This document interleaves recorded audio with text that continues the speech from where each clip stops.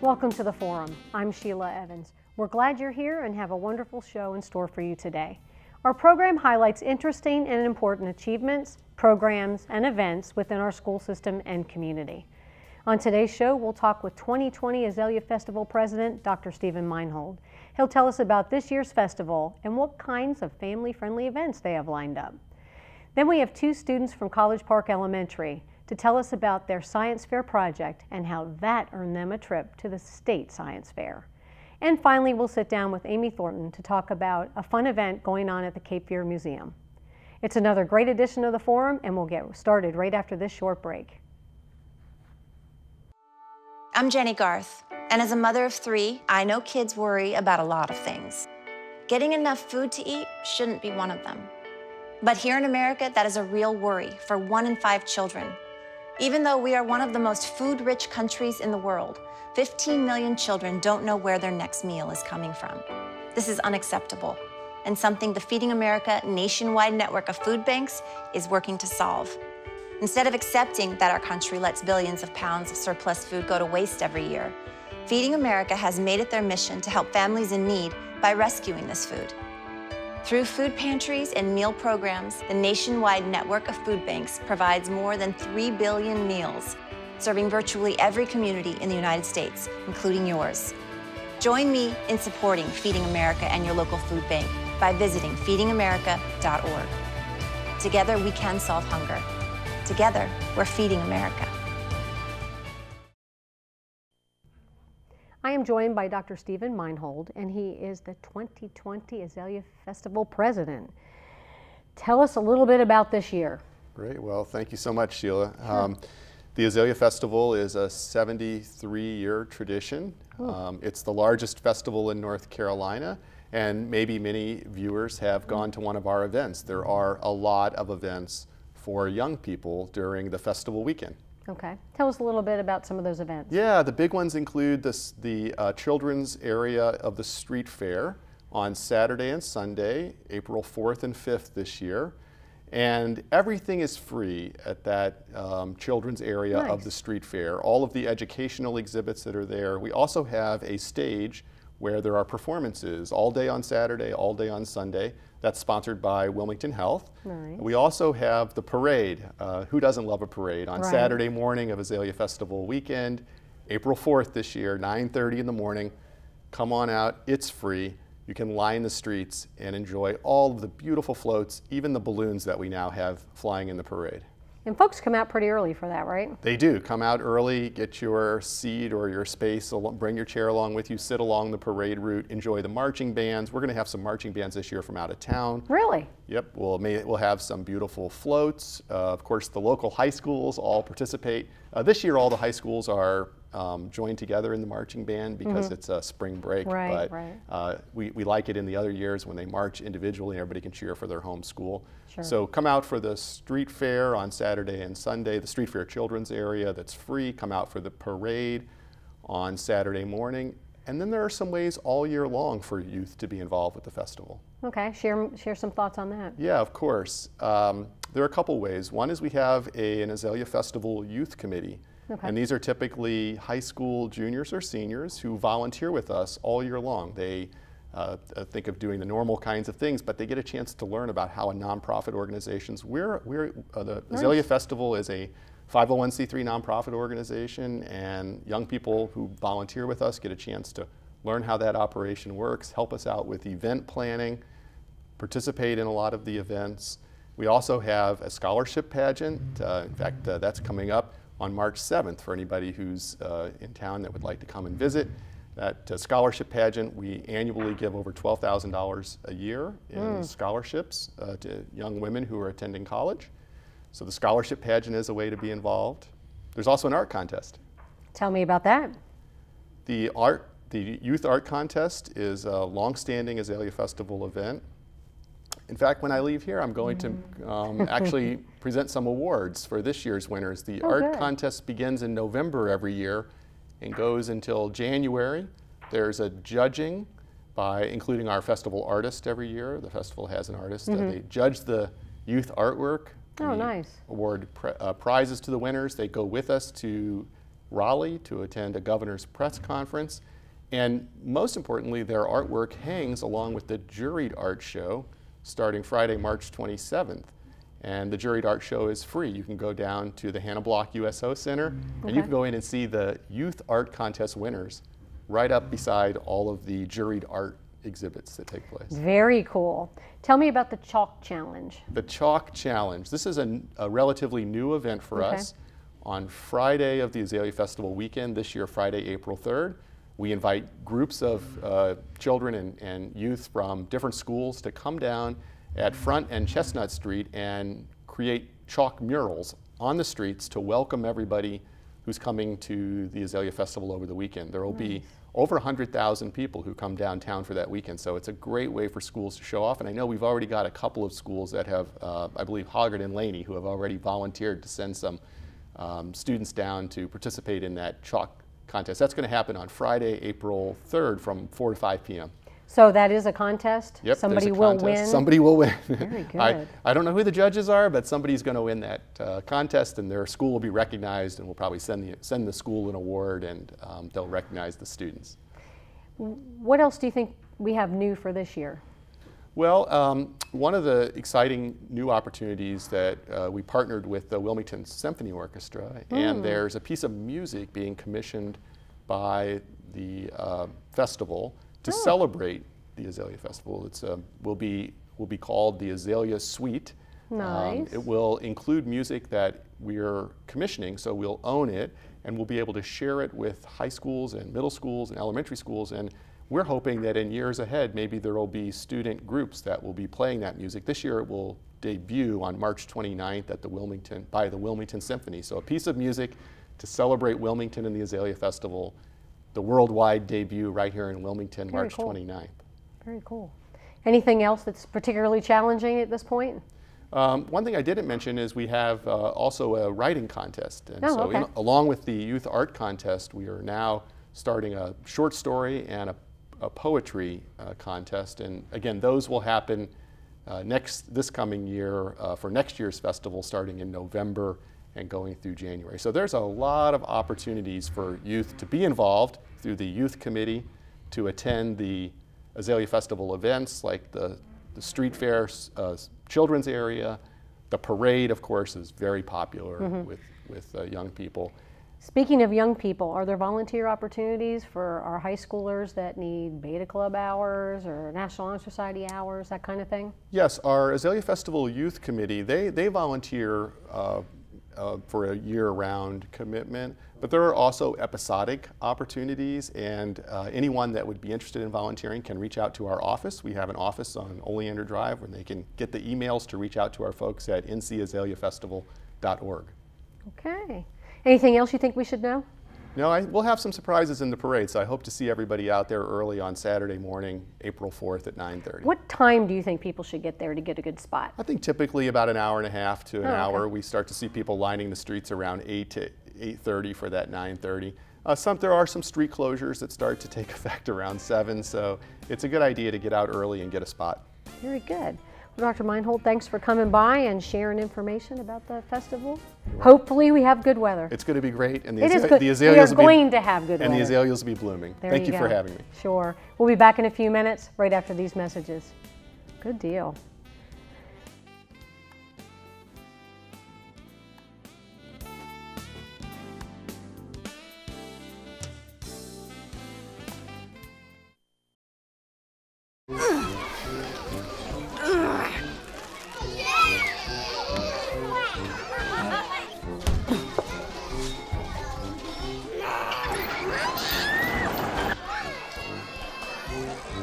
If you love them enough to crawl into a play place to get them to come down,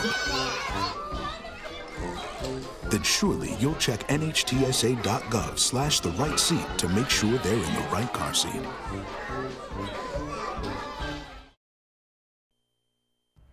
I have guests from College Park Elementary. They are 5th graders in Miss Minshew's class, and they are here today because they are headed to the State Science Fair. To my left, I have Braylon Quitman, and to my far left, I have Ronan Brady. So you guys are going to the State Science Fair. Yes, ma'am. Braylon, tell me how you get there. So first you gotta win your school, right? And then you gotta go to the county. So if you do good at the county and you move on, then you gotta go to regionals. Regionals is like really hard. There's a lot of good competition there, and then if you make it to states, that's how you have a good project. So at the school, did everybody in the class have to participate? It was optional. Okay. And you and Ronan are a team, correct? Yes, ma'am. Okay, so we had the school one. Then you move on to the county. Tell me, Ronan, you tell me about the county state fair. So or science fair. We had to go to Ashley High School, and a few of our friends were there with us. And was it cool? Yep. Yeah. Fun. Had you been to Ashley High School before? Yes, for my brother's basketball. Oh, gotcha. But this time it was all about you. Okay. So, Braylon, tell me what your project is. Our project it's titled My Grip, Your Rip. It's My for what? My Grip, Your Rip. My Grip, Your Rip. Yeah. Okay, tell us about that. It's about exit velocity in baseball. Okay. So like my coach for baseball had been like preaching to us exit velocity, like get your exit velocity up. So we like when it came time to like do the science fair, I was like, I've heard a lot about it, and I might want to learn a little bit more. Cool. So I might as well do a project about it. Okay. Ronan, what did you do for the project? Well, we did it together. Right. So what kind of stuff did you do? We did. We went to his uncle's training facility, and we had 2 different bats: a USA bat and a wooden bat, and we did 3 sets of 5, hitting the baseball, and this the radar gun was tracking the speed, and then we took the speed of the 5 and then got the average. Okay. Were you surprised at the results, Braylon? Like I didn't know they were gonna be that high. Like, I didn't know the USA bat was gonna be that high, but I was pretty sure that the USA bat was gonna win. You thought so, huh? Yeah. But you got to prove it. Yeah. You guys did it together, and it was fun. Yes. Did you have to write like a paper, like a page paper or something? We didn't have to write like anything like that, like not an essay or whatever. Like we just had to write like conclusion, hypothesis, all that. So what does this look like when you go to the county science fair? Do you stand and tell the judges what you did? Yeah. Like Okay. they'll come up to us, we'll tell them about it. Like we'll sometimes I'll start talking about baseball. Like Okay. Yeah. Did you share with your coach that this idea kind of came from him? yes. Was he impressed? Yeah. And now you're going to the States? Yeah. Very good. Ronan, what made you be interested in this project? Well, I didn't really know, but I had like different project in mind, but like we asked our teacher, but she said there would be like too much calculations, so we had to do his project. Okay. So you wanted to be a team from the beginning? Yes. Yes, ma'am. Nice, nice. Do you work well together? Yes. Yes. Did you guys have any times when you didn't? Yes, when we That's played okay. basketball. Yeah. I think that's one of the most important things about science fair is learning how to work in a group. Yeah. We've talked about this with the older kids, that sometimes, they just have a little misunderstanding here or there. How long did it take you to do it? About a week, I'd say, to get everything done and to get together to where we can get it done. I'd say about a week. So would you say that regionals was more nerve-wracking than the county? Oh yeah. Oh yeah? There was a lot more people. Yeah. We couldn't tell we couldn't tell who was in our group. There were a lot of good projects there. Cool. And that was at UNCW. Yes, ma'am. Where at UNCW? I think it was like I think it's called like the Watson Center. Like the place where like you go to study, get all your classes. So you go from College Park to Ashley, then to UNCW, Yeah. and now you're going to NC State. Yeah. It just keeps getting bigger and bigger. Are you excited? Yes. Yes, very. Are you nervous? Yes. Yes. Ronan, you're definitely nervous. What's making you nervous, Ronan? Like all the good competition. Oh, okay. Gotcha. Is it exciting to get a day off and do these things? Yeah. Now, are you aware if anyone else at your school has ever made it to the state competition before? Not that I know of. I think we're the first. How's it feel to represent your school? Very good. Principal ready to send you off and all that? Yes, ma'am. And do you know when you go? March 27th. Very good, very good. And do you know if that day is just elementary school? I think it's like everybody. It's a 2-day event. This one is a 2-day event because like one you have to get everything set up and stuff, and then on Saturday you actually present. Got you. What'd you think about the judges? Did they make you nervous when they asked you questions? I don't think it was like the judging. The county judges made you nervous? No, the regional judges made us nervous. Not because like regional we had 3 judges. Yeah. And county only had 1. Did they make both of you answer questions? Yes. Yeah. Nice. Any hard questions? I think the hardest one was probably like, I think it was like how long did it take? Cause like we did it like spread out, so like it kind of took a while for us to like come up with how long it took.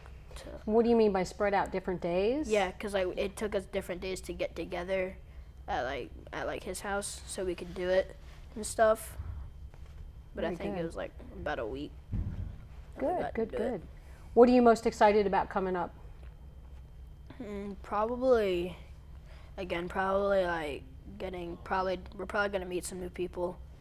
Probably get to hang out. It's kind of fun to mix it up with other kids from other schools, isn't it? Yeah. Very good. Well, Braylon and Ronan, I hope that you come back and you tell us that you won your category.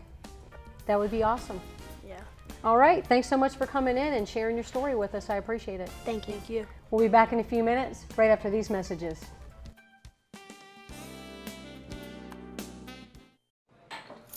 What do you think you're doing, Kevin? Was just gonna drive home.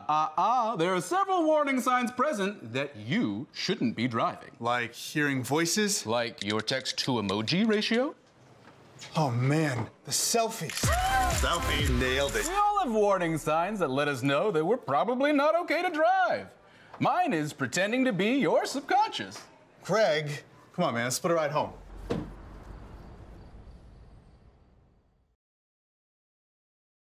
Roll over. Chance high five. All right. When you adopt a shelter pet, you discover all the things that make them unique. And your mother and...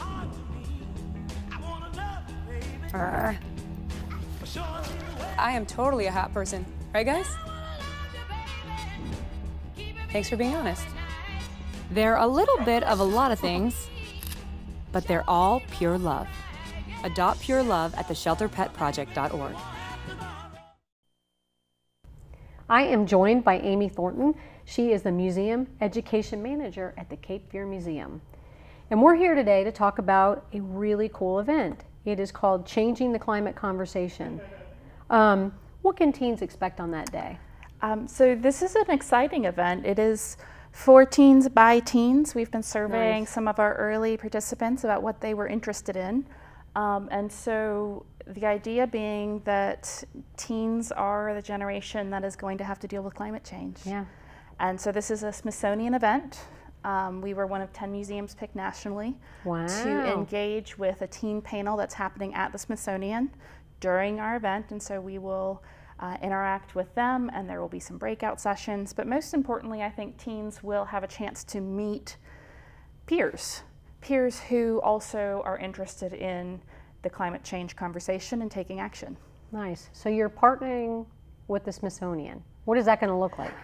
So the museum is a Smithsonian affiliate. So we are already a Smithsonian partner. But this is a Smithsonian-driven event. There is a big event up in Washington, D.C., and this is our local version of it. So teens get a chance to experience that conversation that's happening in D.C. and then have their own local version. So for us, some of that conversation is about the future of oceans. You know, some of that conversation is about the plastic problem, things that are very local to us. And things that teens had expressed an interest in. One of the things that they're very interested in was plastic-free living. And so those are things that we've tried to incorporate into their program. Very nice. Now, who can the teens expect to meet or network with besides each other? Okay, so we are bringing in people who have some expertise or who are active right now in our community for them to talk to, learn from, maybe these people can learn from the teens as well. We hope it to be a real dialogue, but people like the Surfrider Foundation, the Plastic Ocean Project, we have some faculty from UNCW who can provide some expertise on policy to all help inform the conversation that teens are able to have. So they'll be exposed to all different kind of aspects. Absolutely. You know, somebody from UNCW that's talking about policy, you could have a future lawyer sitting in there. Absolutely, and it does take people with all kinds of perspectives to approach a problem and come up with unique solutions. So how do you think teens can take action in the community? So we certainly have our ideas, but our goal in this is that teens come up with their own project ideas.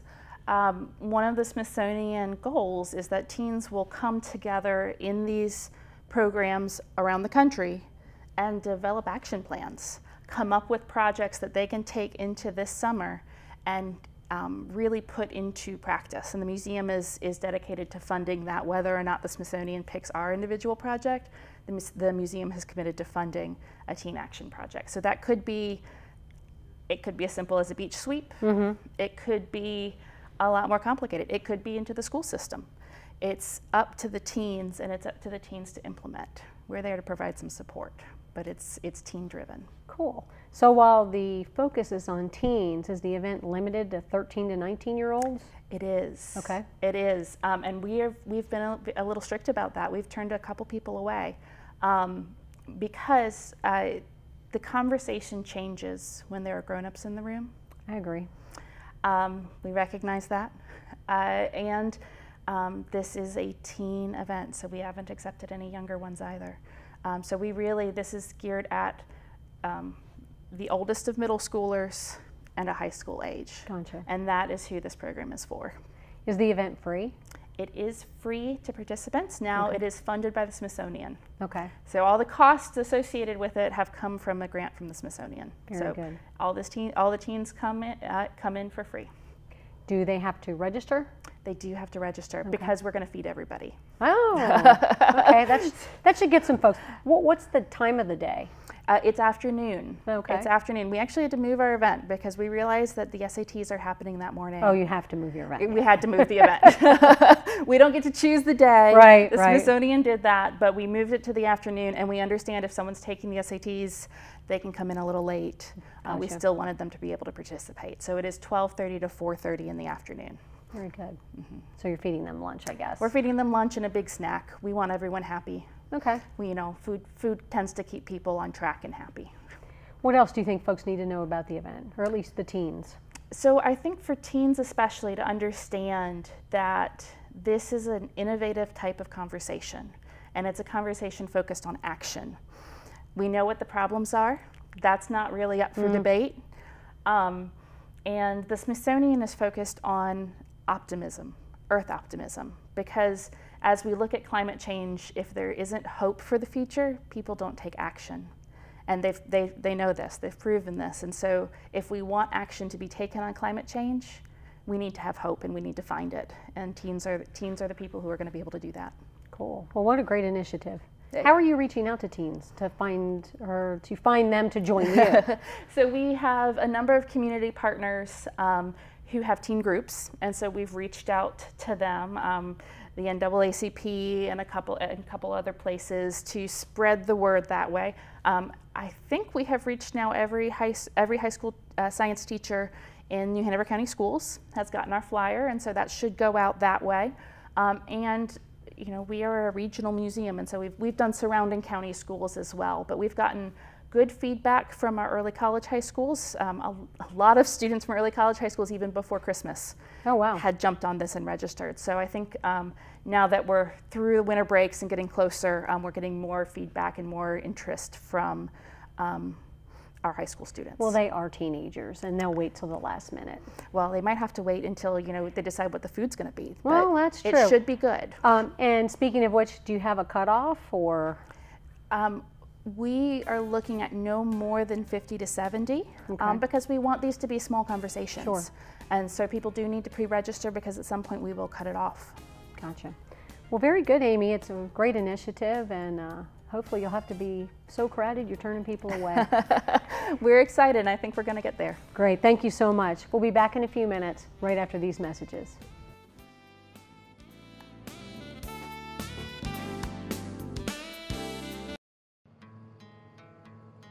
As farmers and ranchers, stewardship of the land comes naturally. You leave it better than you found it, so future generations can enjoy a way of life that you love.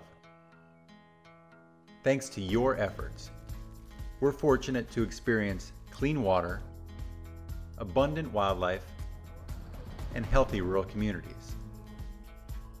Your work is vital, and its benefits extend far beyond your property, reaching millions of other Americans who depend on this region every day without even realizing it. You take care of the land because it's the right thing to do. But did you know that conservation can also improve your bottom line? Take a moment and find out how conservation pays. Visit conservationpays.org. We hope you enjoyed our program today. To learn more about this year's Azalea Festival, please visit ncazaleafestival.org. And for a full list of upcoming events over at the Cape Fear Museum, make sure to check out capefearmuseum.com. And if you ever have any questions about the topics discussed here on our show today, please call the school system's public relations office at 254-4106 or check out the school system's website at www.nhcs.net. I'm Sheila Evans, and thanks for joining me today.